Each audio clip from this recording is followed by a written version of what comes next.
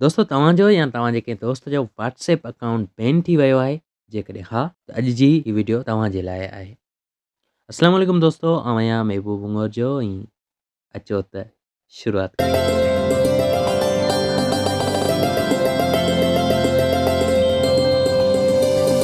सिंधी अबाणी ॿोली। दोस्तों जीअं तव्हां ॾिसी सघो था, जीअं व्हाट्सएप ओपन कयां थो ऐं नंबर लिखी करे नेक्स्ट ते क्लिक करियां थो त मुंहिंजे साम्हूं हिकिड़ो नंढिड़ो पॉपअप मैसेज अचे थो जंहिंमें लिखियलु आहे योर फ़ोन नंबर, उन खां पोइ नंबर लिखियलु आहे is banned from using WhatsApp, contact support for help, ईअं लिखियलु आहे।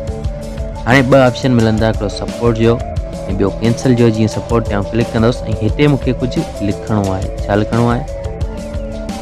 टाइम ज़ाया करण खां पहिरीं हिते मूंखे लिखिणो आहे my number has been banned, please turn on again. हेठि मूंखे नंबर लिखिणो आहे ऐं उन खां हेठि मूंखे लिखिणो आहे I agree with WhatsApp terms and condition. इन ते क्लिक करे मूंखे नेक्स्ट ते क्लिक करिणो आहे ऐं नेक्स्ट ते क्लिक करण खां पोइ हेठि मूंखे this doesn't answer my question इन ते क्लिक करिणो आहे। उन खां पोइ तव्हां डायरेक्ट ईमेल में हलिया ईंदा।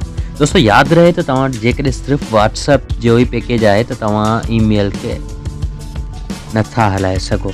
उन लाइ ज़रूरी आहे त तव्हां वटि इंटरनेट जो पैकेज हुजे या वरी तव्हां वटि वाईफाई कनेक्ट हुजे, ठीकु आहे, तॾहिं तव्हां जीमेल जे ज़रिए ईमेल मोकिले सघो था। सिर्फ़ु व्हाट्सएप जे पैकेज ते तव्हां नथा मोकिले सघो। मुंहिंजो हिकिड़ो दोस्त आहे, बहरहाल छॾियूं था।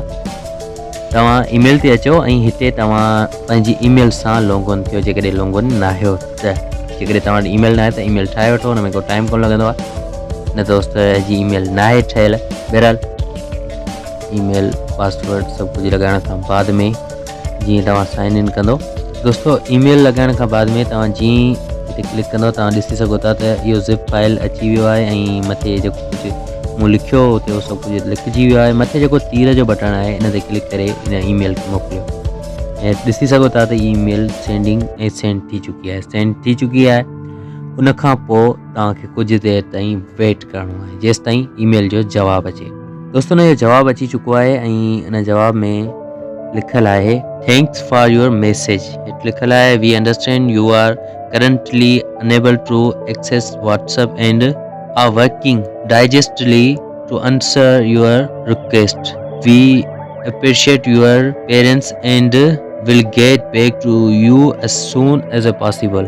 हिन जो मतिलबु आहे त असां सम्झी विया आहियूं त तव्हां हींअर व्हाट्सएप एक्सेस नथा करे सघो ऐं असीं कमु करे रहिया आहियूं तव्हांजी रिक्वेस्ट जो जवाबु ॾियण जे लाइ ऐं असां तव्हांजे सब्र खे साराहियूं था। असीं जेतिरो जल्दी पॉसिबल थी सघियो तव्हांखे जवाबु ॾींदासीं या get soon as a possible, जेतिरो जल्दी थी सघियो असां वापसि, छा यार सम्झ में कोन पियो अचे, बहरहाल जवाबु ॾींदासीं। For more information please read this article.